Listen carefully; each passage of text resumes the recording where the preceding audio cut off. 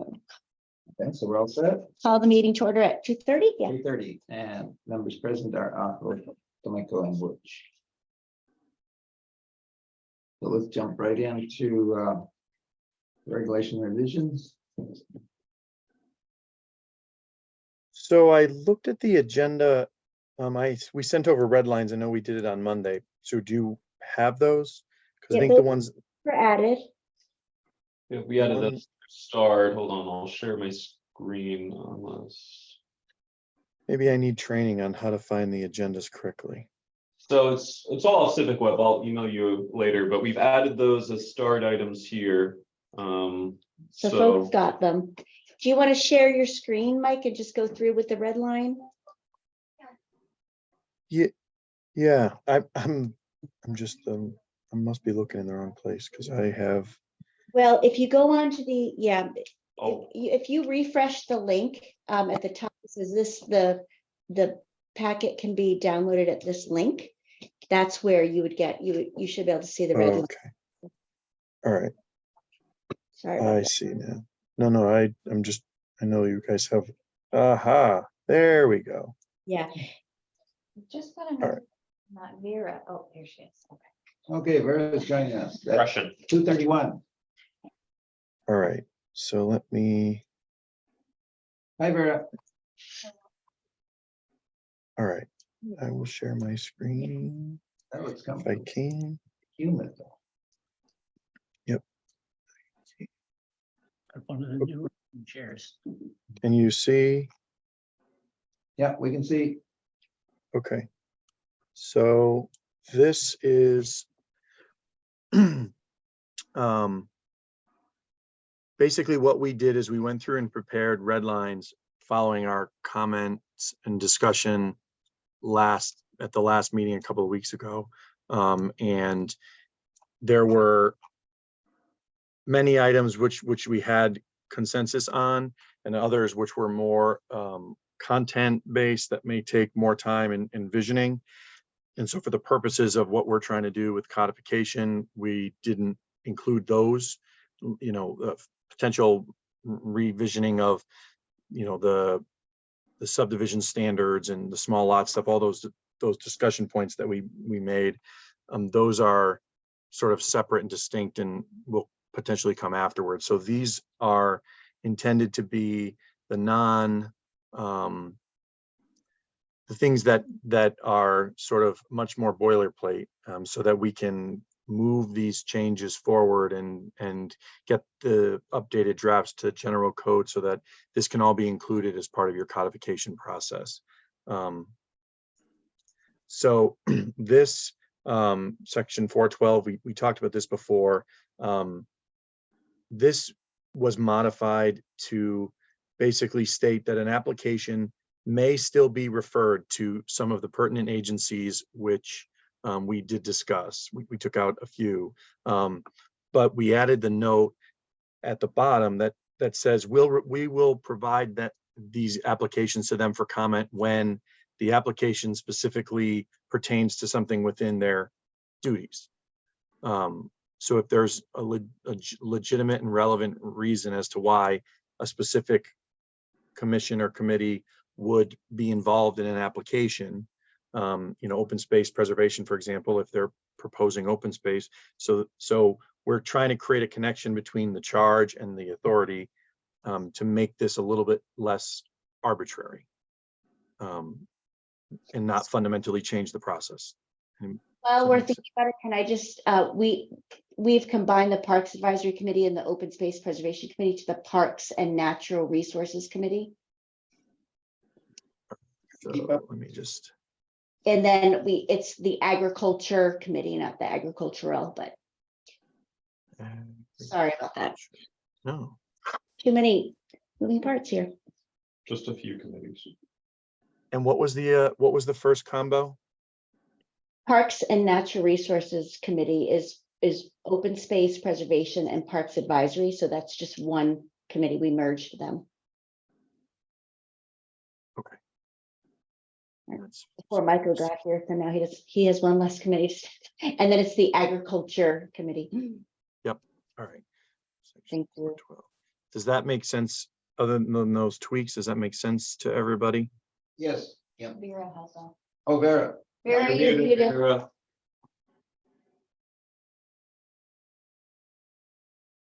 Just unmute yourself permanently. I don't think it caused any problem.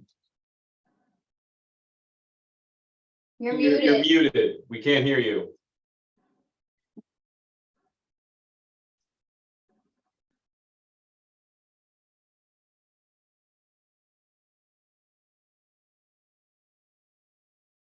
Still muted. You want me to stop my screen so she can see?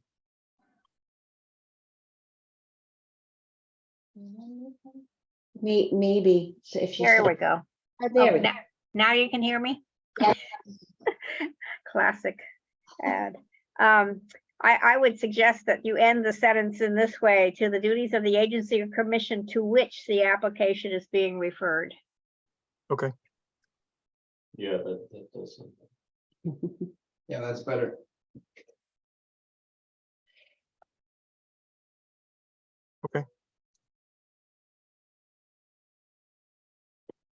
Um,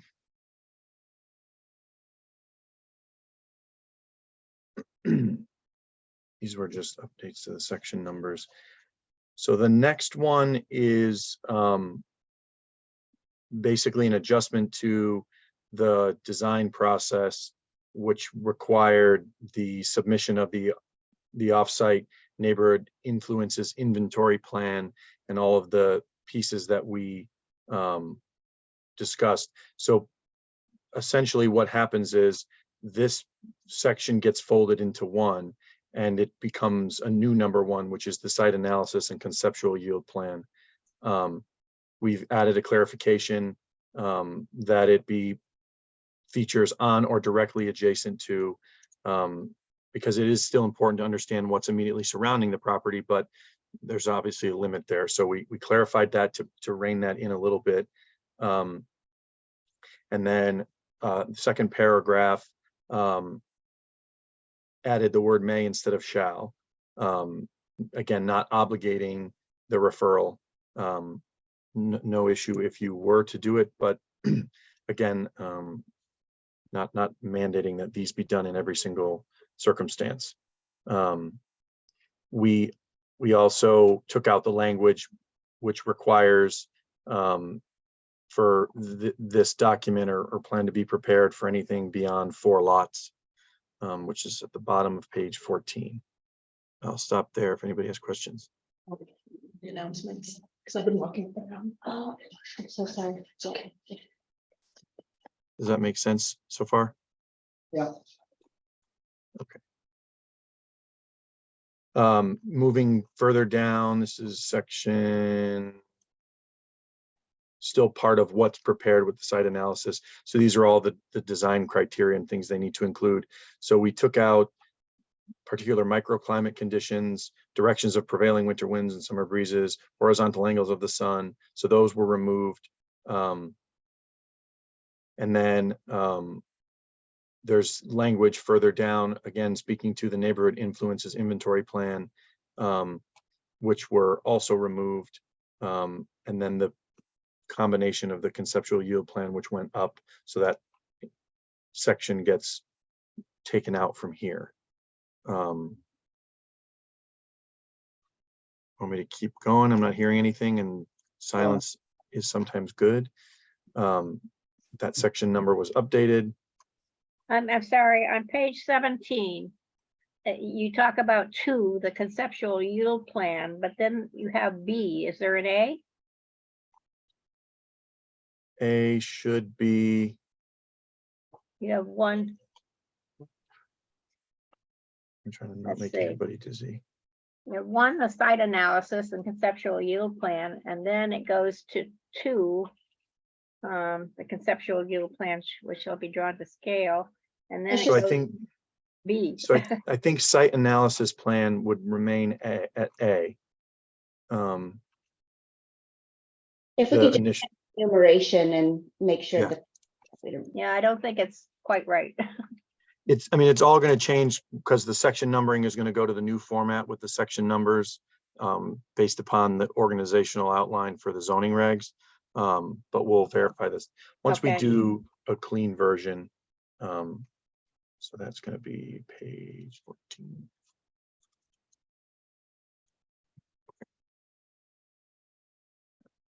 Okay.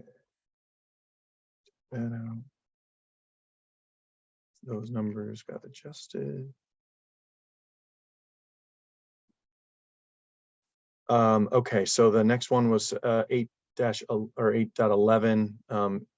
The commission may require subdivider to submit additional documentation, including tentative plans for future development was removed, relationships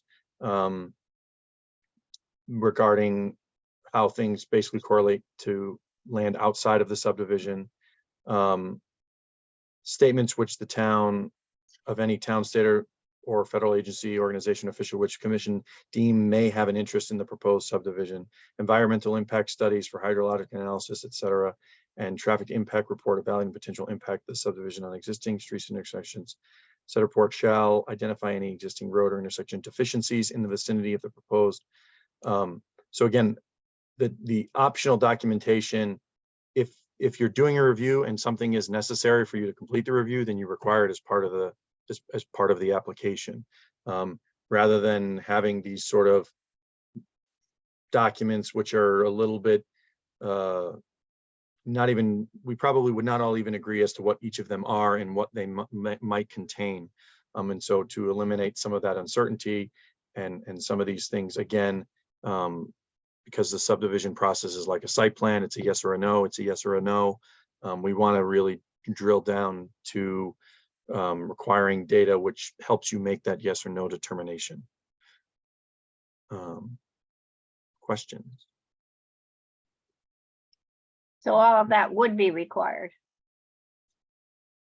This is coming out of the things that list of things that you could ask for. It's not listed as something they must provide elsewhere.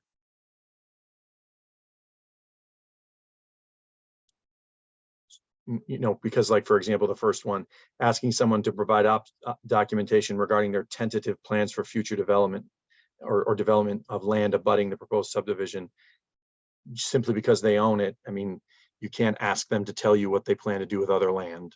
It's not part of the purview of the application. So that comes later in the process, It when they would come- actually make an application. Exactly. And there's no implied. Because Sorry. right now, Mike, you can come in and someone could subdivide, a first cut, they could have 100 acres and they could subdivide it into two acre lots. And then, so when would a traffic analysis and all of that stuff and the environmental impacts be done?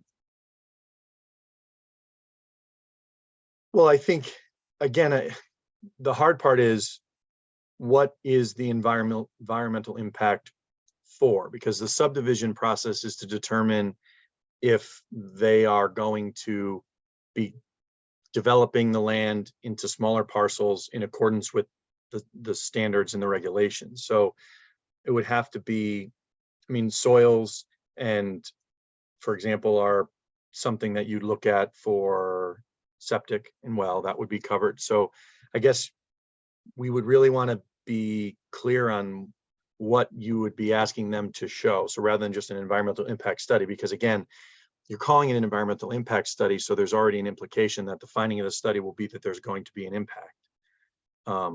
So you can ask them to provide information regarding something, but we have to be clear about what they're pulling together, right? I don't know what's part of an environmental impact study, or if the commission could say, based upon the hydrogeologic analysis that was provided, we're going to now not allow you to develop the parcels. So it's more of a function of, will the information somehow put you in a position where you can rightfully make a different decision?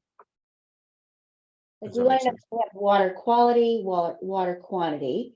We want to know if this is going to be a 100-lot subdivision, whether or not, there's going to be a traffic impact and what kind of mitigation they're doing. So where do we pull that? Because, right now we're so used to dealing with special permits where all of that gets evaluated, but generally for a single, we don't have special permits for, it's, all of this has been handled in the subdivision process, but it seems, what I'm hearing from you is that we're kind of handling that in a backward way. Subdivision should just be about cutting up the property, right? But then where do we get that information to make it? Yeah, I mean, I guess, if someone has 100 acres and you have 1 acre zoning, and based upon the layout and all the subdivision criteria, the subdivision and standards, zoning regulations give them 80 lots. Yeah. You can't then say, well, based upon your traffic report, you can't actually have those 80 lots. Right? If the regs that are in place allow them to cut the lots up in a conforming way to get 80 lots, we can't just turn around and then say, Right. unless there's, let's say when your engineering department does a review, there's a concern with the misalignment of an intersection or something.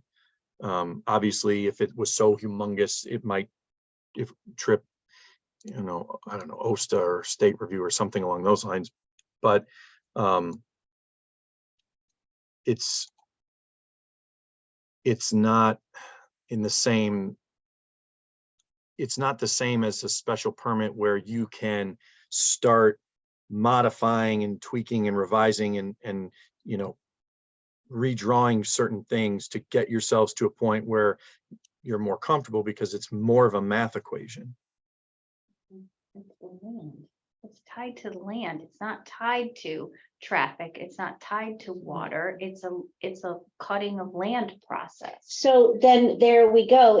So what we're doing now is we're saying, if you're going to cut land, then fine, you got to meet these requirements. But if we're going to cut land into 0.2 acres, then we're going to have, in our zoning regulations, you're going to have to demonstrate that there's traffic, that you have you could have water quality, water quantity, wetlands impacts, all of those things. So that you would have a higher level of review, but that would be triggered through zoning. Is that correct? Sorry, I'm just taking notes. Yeah, so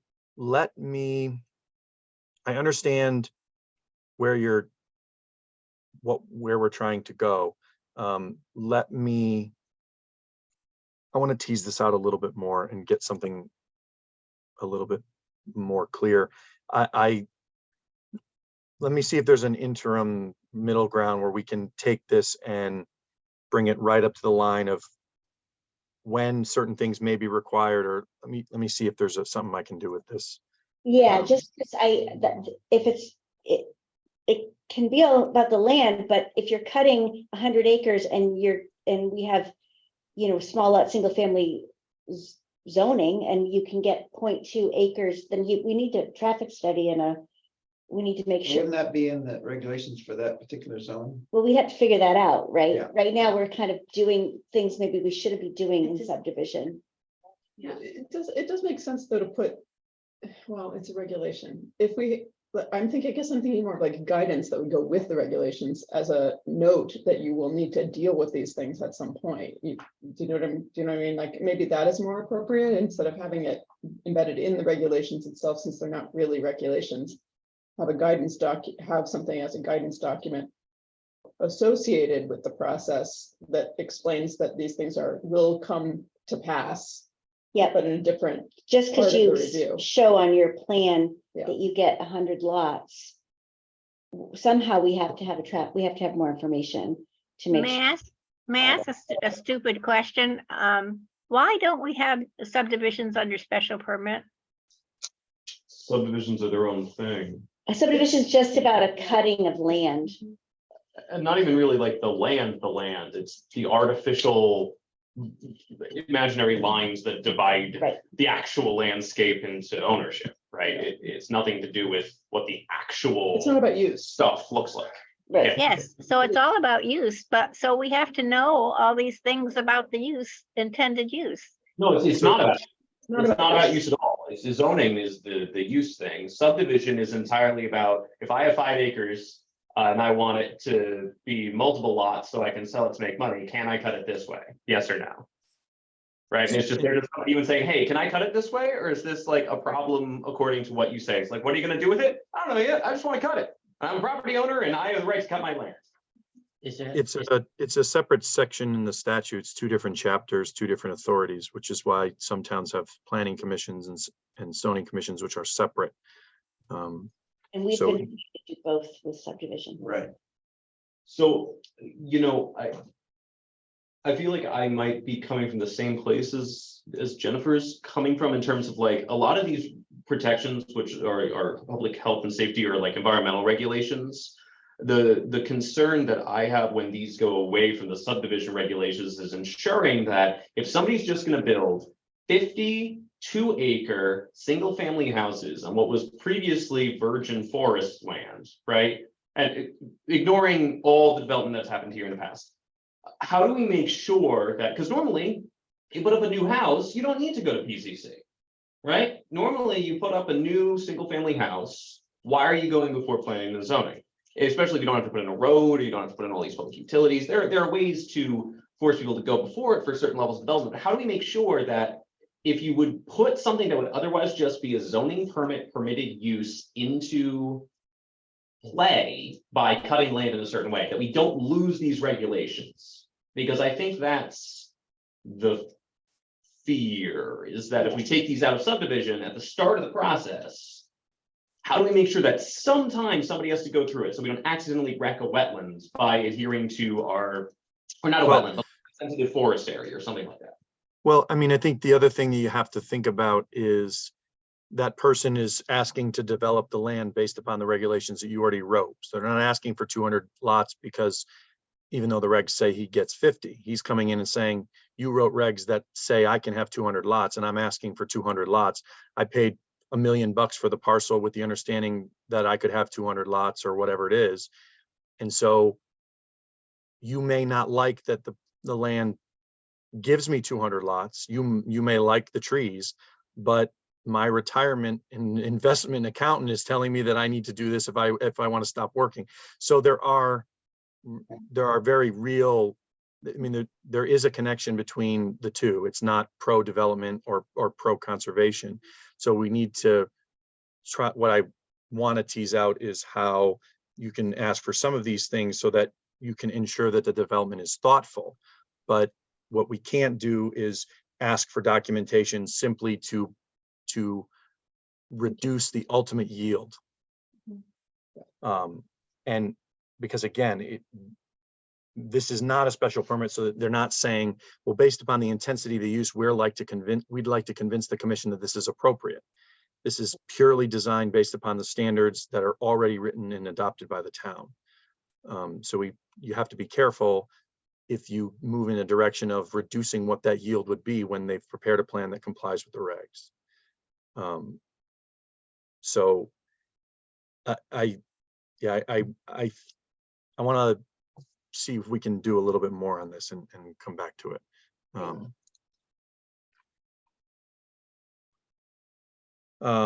Next section under revisions basically said that failure to obtain necessary approvals shall be considered a violation of the regulations. So again, there's nothing, they get their approval from this commission and there's no connection between other approvals or other agencies. They need something from you and you can't go after them because they haven't obtained something after the fact. So that's just an authority thing. Next section. This one requires or says that the commission for good cause shall have the right to declare the approval null and void if the following deadlines are not met. you can't declare something to be null and void. Statute says how long someone has to do something and how long an approval is valid for. So that section was removed. The next section, which talks about, again, the maps and documents submitted. So it required documents to be filed no later than 15 days after the appeal period to the planning office. So this has been modified to require that submission be provided 30 days before the filing deadline. So statute says they've got to execute their approvals. They're going to bring those documents into staff.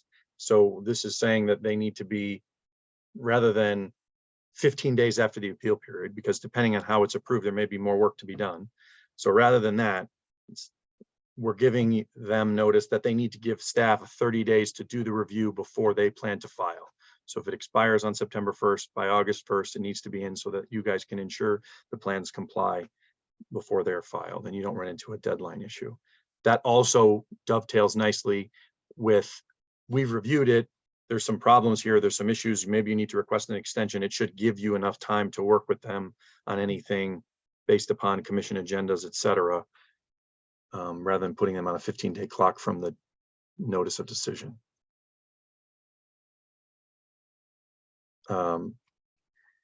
Next one, expiration. It used to say all work associated must be completed. Statute only refers to public improvements. So that is changed only to comply with statute.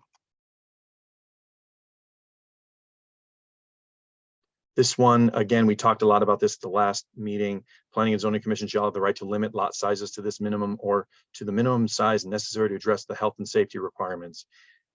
Lot size is a derivative of the regulations. It is not some other sliding scale. If they can't meet a certain regulation or certain health code requirement, et cetera, then they don't have a lot. But that is not something for the Planning and Zoning Commission to try and design and work out through the subdivision process. If they have a lot and they can't get the health approval, then they can't build. And this is sort of like a weird proactive quasi variance scenario.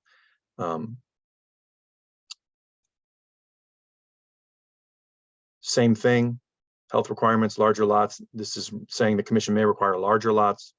So if they have design standards that they can't meet and the lot sizes need to be increased, then they'll have to do that. But you can't start reviewing different standards and then tell them they need to adjust their lot sizes. It's again a design function. We talked about this as well for building setback lines, lot frontages, reduction waivers to lot frontages and building setback lines. So previously allowed for flexibility. Again, these come out of the zoning regulations. So you can't modify frontage requirements that are from the zoning regs through the subdivision approval process. Those are, again, not things that you can modify as they come out of the zoning regs. So that this section saying we can do this and this is how has been removed. Any questions before I keep going? It's 2:58. Do you have to go? I'm going to at least talk my way through the end of this and then I'll get myself there efficiently. It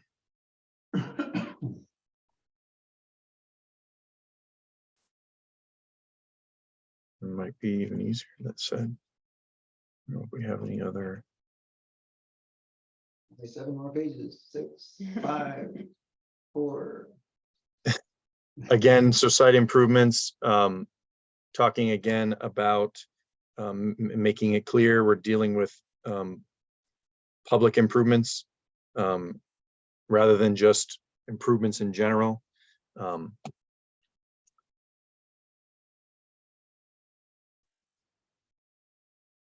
This required that the project be bonded before they filed the plans on the land records, which would not really be possible.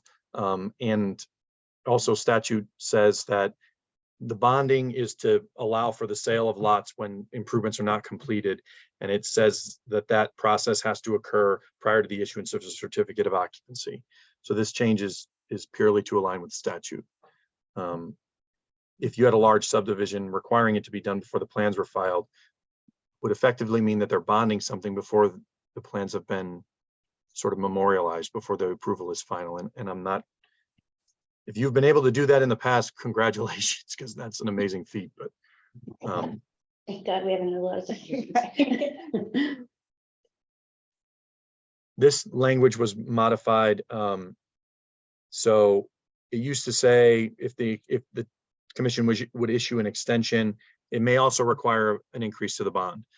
The bond is only for the public improvements and it's based upon cost. So if they request an extension and construction costs have changed, then you can certainly make sure the bond is adequate, but you can't simply require an increase because time has passed.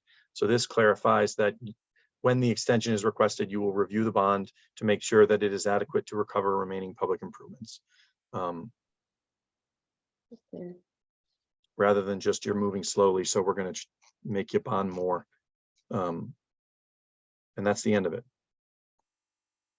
Okay. Okay. Hooray. May I just make a couple of points? Yeah. I noticed on page 23, you refer to the Inland Wetland Agency, and I don't know throughout the document if that's the way you've done it, but it should be Inland Wetlands with an S, I believe, agency. So just as we did with the zoning regulations, you all are great with like little typos and things like that. If you could give them to staff and then we can forward them. Okay, that's fine. I'll do that. Yeah, I see. It does say Inland Wetland Agency, but we didn't change that part. But we can certainly It's fix it. always typo that has gone throughout the. Yeah. That's a Find grandfathered typo. find and change. The best edited regulations in the West. And so recapping on, I want to spend a little bit of time to try to figure out how to get you guys as close as you can to where it is you're trying to be. I have some thoughts, but so regarding that would be section 8, formerly 8.11 for the optional documentation. There's some of the stuff that I think is going to have to get lost, but I think there's a few things in there that we can speak to in a different way that would make the findings or make it more clear what it is, what they're to study. And I think if we can tie the question to the analysis to the findings, make that process very linear, it'll make more sense. So I have that. We have the tweak to the first in section 4 and some of the other sort of grammatical updates and word additions. But that's what I want to figure out how to address. So I don't know if you want me to just pull that out, Jennifer, and look if you want to move forward with the rest, or if you want to wait and we can come back with something in a couple of weeks. I think let's move forward with this, and then come back with something. But when do we have to get this to general code before, so that this can be codified in our new? Can we hold them a little bit? Yeah, I think if they've got the zoning regs and they're working through that, that's obviously the biggest document. These are substantially smaller, Yeah. But it might be worth letting them know that we're running it through this sort of refresh to make things consistent, and frankly it simplifies their review anyways, because we're picking up a lot of statutory things. So maybe if you guys want to just touch base with them and ask when would we need this so that we don't delay the schedule. And then we have to have a public hearing and adopt these, both the wetlands and the subdivision regs. So that's going to take just a little time, right? So 45 Yeah. days. Well, the wetland regs, you have to refer to deep. Yeah. And if it's anything like the process in Tolland, I have asked in writing and via email 3 times, and I still have heard nothing. It's been 65 days. Because Darcy's been promoted, so there's a new person, and it may take a little bit of time there. Don't But- they get 30 days to respond? And if they then don't- Can just move forward. So yeah, we talked about that. In every circumstance that I've been in, they have always provided comment. And so the commission is like, we don't want to schedule the hearing and then move forward. And then as soon as we make a decision, have them, get a phone call that they have and have to go through it again. But if we don't hear from them, we're going to have to move forward. Okay, so let's let you go to your meeting, and thank you for spending extra time with us. And then we'll talk on a staff level regarding schedule. But is this committee in agreement that we'll try to get an extension from general code and see if we could fix that section 8. Yeah, I don't think we have to spend a ton of time overthinking it, but we do need some Guidance. data Something. about traffic and water quality, water quantity, and yeah, because we already have the slopes and trees and all of that stuff, but it's just some other environmental things that we need to make sure before we let people just cut up their land.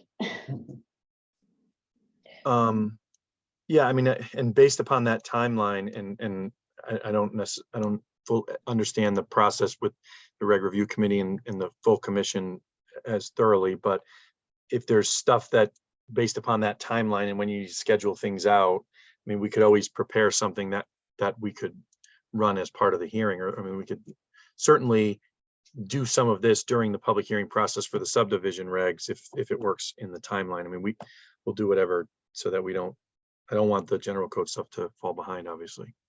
Okay, why don't you go to your meeting, because I'm getting stressed out for you, and then we'll talk about it. We'll let you go, but because I think the wetland stuff we're pretty well, we've just brought it up to, we really have made very few changes to the wetlands regs. Right. Except a few statutory things, and so we can talk about that, and then Yeah, we'll talk schedule and I think the thing there would be if, you guys can talk through it. If we need to make any more tweaks with that, we can. If not, I would say then perhaps we can refer to deep. And then if we need, if you want to get comments back and bring them here, I don't know if they'd go to the full commission and how you do that, but whatever. at this meeting, I'd like to see if this group is comfortable bringing this to the Inland Wetlands Agency, and then we can refer it out and start that process going. Okay. We'll get cracking on this and see what we can come together with for some of the make the touchy-feely stuff less touchy-feely. We want to be direct and clear. That's right. All right. Thank you, guys. I'm sorry that I have to leave early. No worries, thank you. Now that he's gone,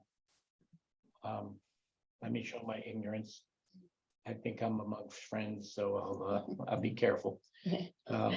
Listen, if I had 10 acres of land. Yep. And I wanted to give to each one of my sons 5 acres. Yep. I cut it up, I give them 5 acres apiece. That's no big deal. Town doesn't It deal with depends. that. do No, they? Yes, yeah, they they do. Maybe. They do. It may be unless you have a free cut. If it's been subdivided after we enacted subdivision, then that's a subdivision. So in other words, I have to get approval from the town Mhm, to slice the land up. mhm. Okay, it's not just if, like, let's say one of the son's got 5 acres and he decides he wants to build on it, I can understand going to the town and decide how he's going to redesign the acreage, but just the idea of slicing up. So I don't have 5 acres or 10 acres, I have a parcel of land. Mhm. And that parcel of land has to come to you guys in order to divide it. Maybe, Maybe, Okay. it just it depends. depends. And whether or not there's a public hearing when you come before the commission is an entirely separate matter, depending on how many pieces you're cutting it into. So, well, or if it's a re-subdivision. So say it's kind of complicated, but they always talk about this as like in Pasio, and basically, if you have a piece of land and it's never been cut. Meaning this Right. never came from another piece. Yeah, Okay. since 1957. Whatever. One title.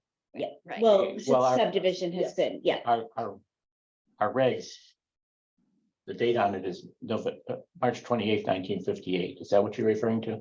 we're talking about subdivision regs. The subdivision regs came before the regular zoning regs. Well, 57, and I think the zoning is 58. I Yeah, have, they're March I 28th, haven't, 58. okay, so then if there's a, yes, so subdivision, so when you're dealing with subdivision, you have to, they're separate and distinct processes.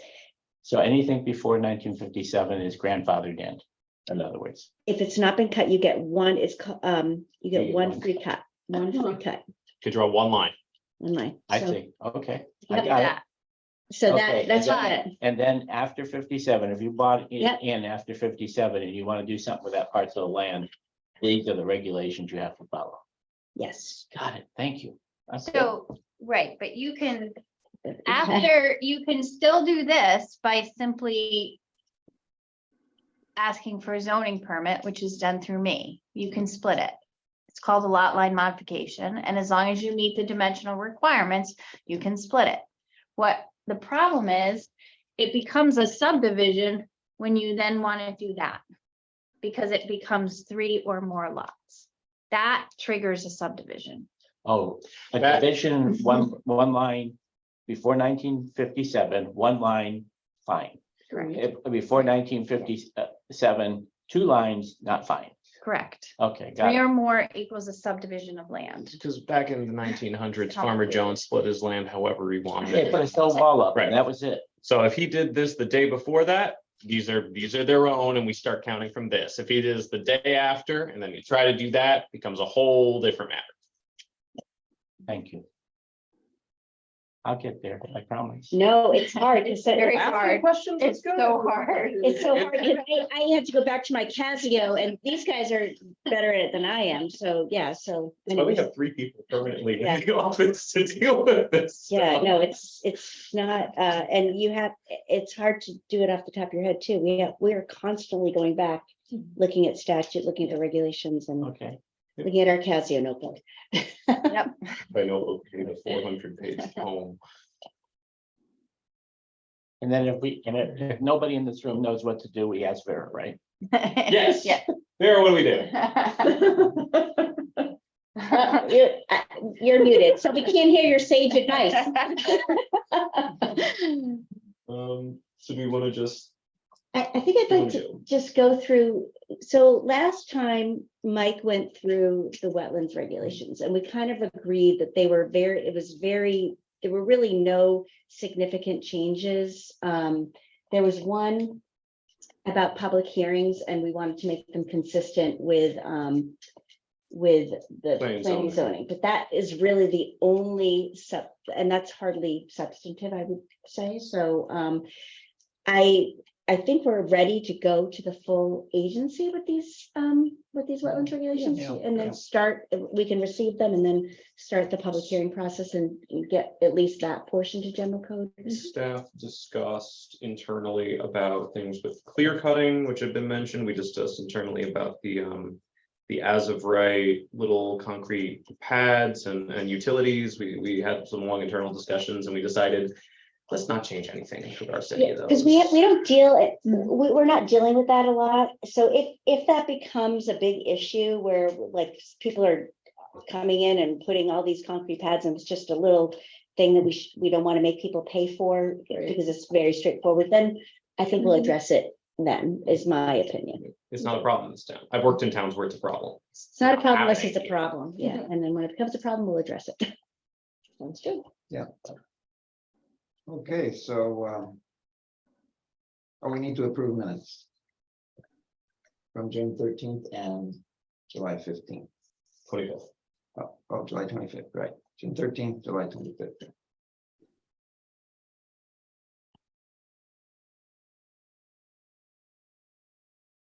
We want to make a Oh, motion? sorry, sure, yeah. I'm sorry, I was just assuming Vera would do it, but. She's muted, she can't do it. She has to unmute. No, I'm sorry. I'm not trying to put that on you, Vera. I would make a motion to accept the minutes from June 13th and June 25th. June Okay. 25th, July 25th, July July 25th. July 25th. Moved by Cooley, Accepted. Second is. second by Tomeko. Okay, all in favor? Okay, passes unanimously. So we got the minutes approved, we got the regulations revised. Anything else we need to do today? So just for the record, for folks who are watching, I do want people to understand that we are really doing trying our best to move forward on riparian corridor zoning. And what staff has done is, and what we've sort of decided with Tyke, and I think we decided as a group, correct me if I'm wrong, that we have a lot of things in our regulations already that address riparian corridor zoning and protect our riparian corridors. Mainly, majority of our riparian corridors are in a flood hazard zone, and you could do very little in a flood hazard zone. We also have that 50-foot setback, which is a recommended set, wherever feasible. So what we're talking about is having people put on the record why, if they're not meeting that 50-foot setback, why they're not meeting that 50-foot setback. Kind of like when they're not submitting certain components of a site plan, or they're not building a sidewalk along their full frontage. To submit a justification. that has to Exactly. be approved. Thank Okay. you. Because right now it's wherever feasible. So, okay, why isn't Gotcha, it gotcha, feasible gotcha. for Okay, you yeah, to yeah, do yeah. this thing? And then they have to go in the direction, well, it's not feasible for these reasons, and sometimes it may be very, reasonable as well. We got to put our stormwater somewhere, it's 40 feet away, we're asking for it here. Yeah. That seems important to get on the record. I Mhm. think, yeah. So would the wetlands agency approve that justification or the No. planning and zoning? Planning and zoning has to. I think that when they're applying for a wetlands license, we need to tell them that this is coming. Yeah. Because this is part of the zoning regulations. This document. Yeah, so kind of like the LID checklist, they have to do that. We're having them do that now for wetlands. One of the other things that I, Oops, Barry. yes. Yes, Vera. Can you hear me? Yes. Yes. It bothers me that we have a 50-foot setback and on wetlands, it seems like it should be more. For instance, the Standard built that garage right on the edge of that 50-foot line, I believe. And they not only did that, they put the entrance on the wetland line. So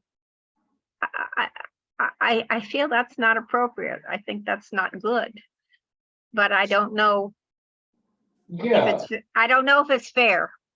So I would respond to that in two ways. First, I agree with you that 50 feet in of itself from a wetland or watercourse can seem like it isn't sufficient. A lot of the literature I've read, insofar as it's not conflicted, seems to imply that you get maximum benefit by having 100 feet uninterrupted to your watercourses. Mhm. But that's a lot.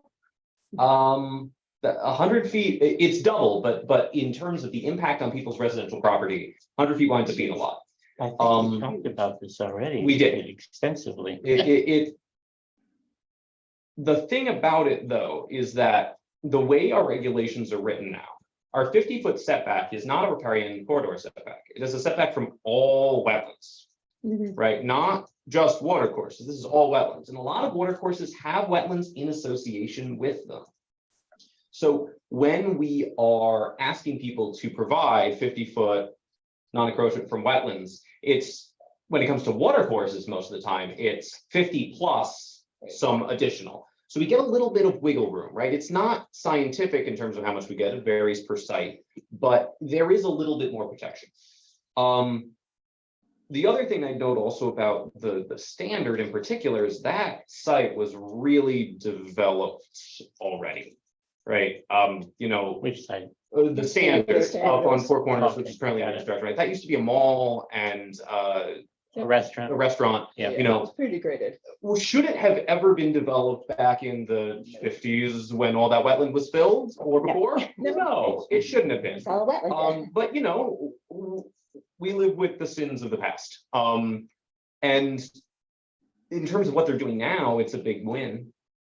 In terms of their water control and, Stormwater management, yeah, way better than what was there before, which is nothing. which was nothing.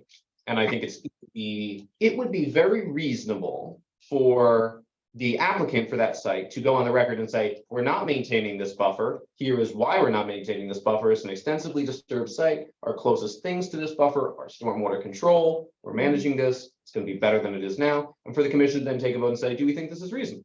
Yeah, And in That's fact, you did on it, that is, if you go back to the public hearing record, that was on the record. That sounds Doesn't familiar. our regulations also leave us some wiggle room on that 50-foot too? Doesn't it say when Yeah, appropriate? it's wherever feasible. Whenever feasible. So the goal Okay. here is to just force every applicant who comes before you to say, are you staying out of that 50-foot zone? You know, and if you're not, why? So it becomes front and center in the conversation. just to be clear, we don't have wiggle room to make it bigger.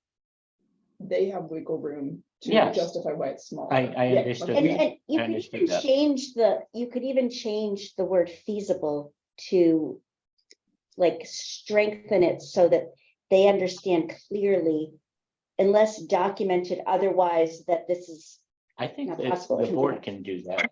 I mean, Yeah. make the decision. Yep. Now, Vera, remember when we walked down that parking lot into the wetlands and followed the asphalt way into the wetlands? Yes, yes. I think I know. 150 feet back from where that asphalt Was parking it lot a ended. boat launching area there. So I think it is an improvement over what it was. I know. I would have been a helicopter mother. I just like to control things better. Right, I drove by there today and I went, whoa, when I saw that parking lot, it's really striking, you know, it's Yeah. one thing on the plans and to read it and recognize that they're following the rules and it's rational and it makes sense and it's But it's prudent and big. feasible and all that stuff. And then to see this giant thing, especially in its very Especially that rough, giant crane. well, and especially in its rough concrete, you know, not finished site, it's hard to remember. It's going to look much different when it's finished and it will actually be an improvement. But, you know, the buildings part is ugly and disruptively awful, but it'll get better. It'll get better. You know, we can make that buffer bigger.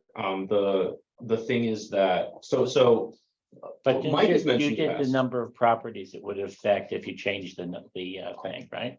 It doesn't affect that many more properties, but the properties it does affect wind up under substantially greater effect. well, Right. and you're saying you're saying water courses. If we were only doing water courses. Right. Under wetlands. Wetlands, it impacts A ton of lot. stuff. Yeah. I think it's honestly good that it's within all wetland areas. I mean, you know, it definitely is something that I can look at when there's a wetlands permit. With this kind of thing, you know, there's both the science, the real world impact, and then established law. The established law thing, Mike D'Amato's mentioned a few times, is that there is a case that upheld the idea that planning can do this, can make these kinds of regulations. It only created a 50-foot buffer, right? That they made a 50-foot buffer, similar to this one. The worry is if you go bigger than that, if you get sued, will the courts say, this is a taking, you've overreached. Yep. Right, you've overreached, we're tossing out your regulations, we really want to avoid that. So there's that, which always makes municipal regulatory authorities cautious. So, This is stronger than what a lot of places have. I'll just say, I think what we're trying to do is do a one pager that kind of summarizes what our regulations state. And then require and just strengthen in their application the justification for why they don't think that's feasible. Like, give us show us, prove to us that you don't think it's why it wouldn't be feasible. And the standard would be a good example. If you're developing an area, a green field, then It's different. that's different. I guess. Maybe the word is achievable. And not Achievable. not feasible. Achievable is, I think, better. I would agree with you on that. And I was just gonna make that comment that the only problem with saying justify it is we don't really, Well, how? well, Yeah. not only that, but what do we do with that as far as making a judgment call? Where is our authority in them? So achievable might be, I'm parsing words here, but I know, it might be more less litigatable. How about that? is it? Really? I was looking at Sends the, them more of a message that we want you, this is what we want you to do, right?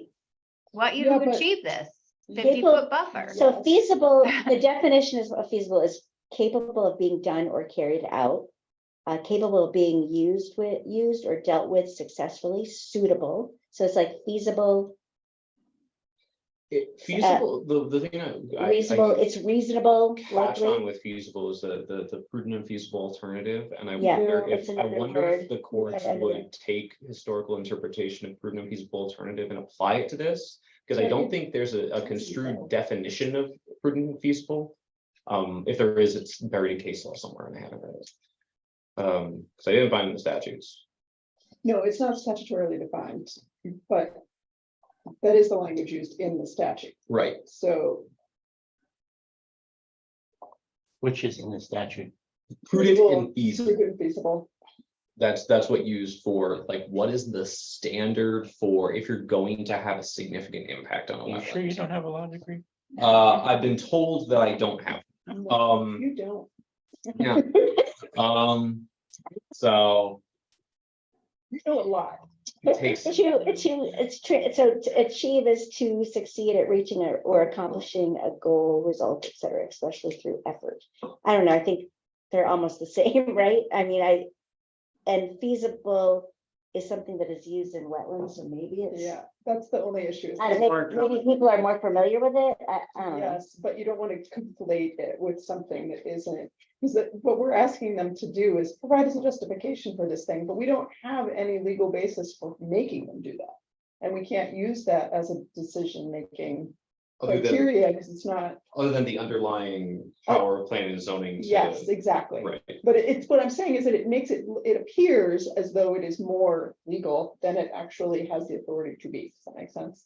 Yeah, I'm thinking, okay. I don't want to go to a public hearing though and say we're changing the regulations from feasible to achievable. Yeah, I agree with you. Like, that would be like, I think leaving it Yeah. is Yeah, fine. feasible. We It's broke fine. out our thesaurus and decided that we were going. yeah, I think they're just, Well, and someday. it's turning to a different word that you don't have a definition for. Exactly, yeah. I don't know. If we were to make other changes, then we could use achievable maybe, but I don't know that it's No. that. It's fine. Because we could sit here, you could sit here and like really process this for a long time. I like this. This is fun. So anyways, I have a 3:30, Oh, so okay. I think We're adjourned. well, I think there are a few updates that Oh, what? that I think is there an update on the keeping of livestock or no? Or we, The update is we have settled on what we think is a good regulation. I would like to run it by Mike D'Amato in terms of best practices Sure. and make sure we're not missing anything. And then we will be ready to bring it here and then to the full commission. It's good. When's our next meeting? Our next meeting Do you end here, up August? it's in September. In September. September. Yeah, it's like the September 7th or something, 7th or, Oh, yeah. because it's the first, Tuesday. yeah, so it'll be the 7th. It'll be the fifth. Thursday. It's actually the same day as our meeting because of Labor Day. Oh, Yeah, that's right. It's a yeah, fifth. you're right. Yeah, so it's the September. fifth. It'll be in the afternoon on the fifth, and then the regular meeting. And then the other update is multifamily housing. Will be at 2 or 2:30. We're doing it at 2. Okay. The reason why we did it at Yeah, yeah, 2:30 is because of a town gown. So now, Did I miss anything in the last 5 minutes? no, I left it. Now though, since you are gonna be enacting this moratorium, as you all committed to, a little fire to do these, multifamily regulations. So, Bring stuff you want to see. but Mike, thank goodness we have Mike. Good. Mike and Michael, so. Yes. Thank you, guys. Yeah. I'll let you. We're adjourned. We're adjourned. We're adjourned. We did it. Great. What? You should all be on our porch here. Much nicer. Now, isn't it hot on your porch? Pardon? Isn't it hot on your porch? Sticky up there. Isn't it hot and humid? Oh, no, there's a breeze wafting by. I'm watching people on the Nipmuc Trail and the birds were so loud I had to mute myself. Next meeting at Vera's house. Thanks.